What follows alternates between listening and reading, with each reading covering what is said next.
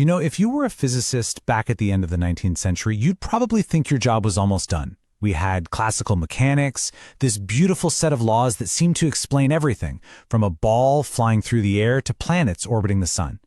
But it was all about to get turned completely upside down by two really strange puzzles that just wouldn't go away.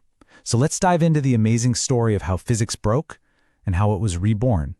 So what does happen when our best theories just fail? I mean, that's a pretty terrifying question for a scientist, right? But that's exactly what happened. The most solid, trusted ideas of the time just slammed headfirst into experimental results that they simply could not explain.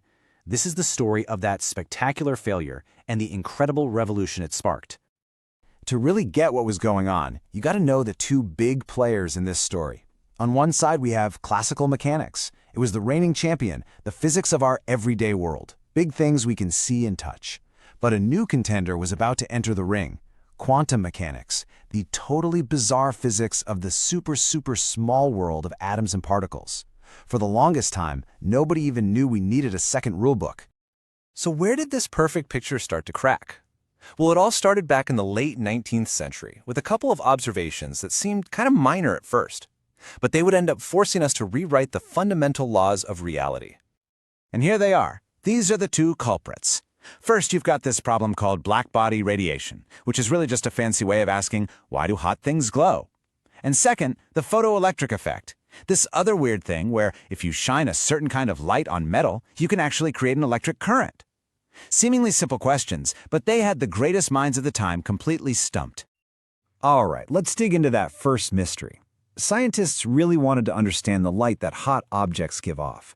But when they used their trusted classical theories to predict what should happen, they got an answer that wasn't just a little bit wrong. It was spectacularly, hilariously wrong. Okay, so to study this properly, scientists came up with this idea of a perfect black body. Just imagine an object that's a perfect absorber. Any radiation that hits it gets soaked up. Now, when you heat this thing up, it starts to glow and it emits energy all across the spectrum. The goal was to create a formula that could predict exactly how it would glow. And here's where things went completely off the rails.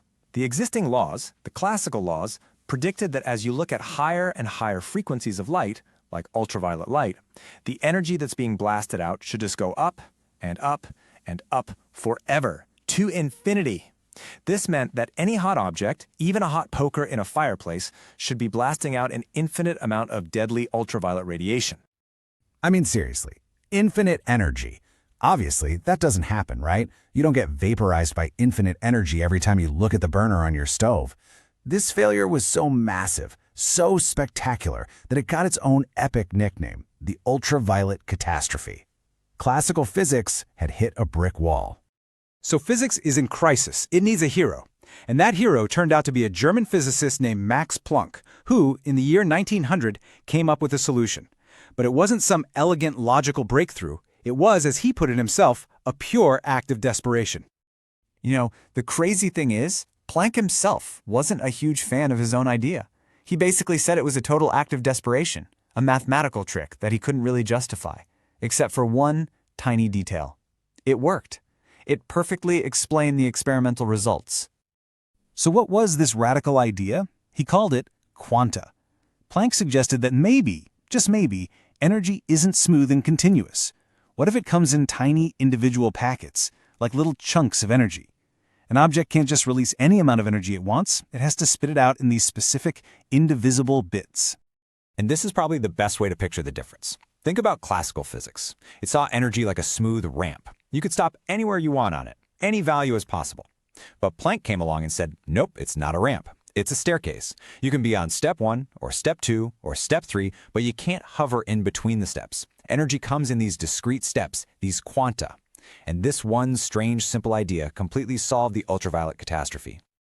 Okay, so Planck's crazy idea managed to fix the first puzzle. But what about that second one, the photoelectric effect? Well, for that, we have to turn the clock forward to 1905 and check in with a young patent clerk named Albert Einstein. He's about to take Planck's desperate act and show that it's a fundamental truth about light itself. So here's the setup. It's pretty simple. You shine a light on a piece of metal and you see if it kicks any electrons off. But the results were just bizarre. For starters, if you made the light brighter, you'd get more electrons flying off. but they wouldn't be moving any faster. And even weirder, a really dim ultraviolet light could kick electrons out, but a super intense bright red light would do absolutely nothing. If you think of light as a wave, this makes zero sense. This was the big head-scratcher. I mean, think about it. If light is a wave, a brighter light is a bigger, more powerful wave. It should hit those electrons harder and send them flying out faster, right? But it didn't. Why not? Classical physics had no answer. This is where Einstein comes in, and his solution was just brilliant. He took Planck's little quanta idea and said, what if that's not just a trick for hot objects? What if light itself is actually made of these little energy packets? He gave a name to these quanta of light, photons. And with this one idea, the whole puzzle just snaps into place. It's a one-on-one interaction. One photon hits one electron. The photon's energy, which is tied to its frequency or its color, determines how fast that electron gets kicked out. So what's a brighter light? It's just more photons. More photons hitting more electrons, but not hitting any single one of them any harder. And if a single photon doesn't have enough energy, like the photons in red light, it just can't do the job, no matter how many of them you throw at the metal. And just like that, everything clicked. It all made perfect sense. Einstein's explanation was so elegant, so complete. The photoelectric effect became undeniable proof. Light, which for centuries everyone was sure was a wave, was also a particle. Planck's crazy idea wasn't just some mathematical trick. It was real. So you see, these weren't just two little fixes for two weird problems. What Planck and Einstein had done, maybe without even fully realizing it at first, was pull on a thread that was about to unravel the entire tapestry of classical physics. The revolution had begun. So let's just recap the journey, right? It all starts in 1900, when Planck reluctantly plants the seed with his idea of quanta. Then, 5 years later in 1905, Einstein comes along and proves the concept is real with the photon. And by 1924, these ideas had grown into a full-fledged, bizarre new branch of science, which finally got its official name, quantum mechanics. And that really is the bottom line, isn't it? As the source material puts it so clearly, it was these two little mysteries in the world of light and heat, these two cracks in the old theory, that forced scientists to invent a whole new, and frankly much weirder, way of looking at the universe. So, if you remember one thing from all of this, let it be this. The universe, at its most fundamental level, isn't smooth. It's chunky, it's grainy, it's pixelated. Energy, light, and as we'd later find out, pretty much everything else, comes in these tiny, discrete packets called quanta. And all of this leaves us with this incredible, kind of mind-bending question, doesn't it? The solution to these puzzles showed us that light lives a secret double life. Sometimes it acts like a wave, and other times it acts like a particle. It really makes you wonder, what else, deep down in the quantum world, isn't quite what it seems?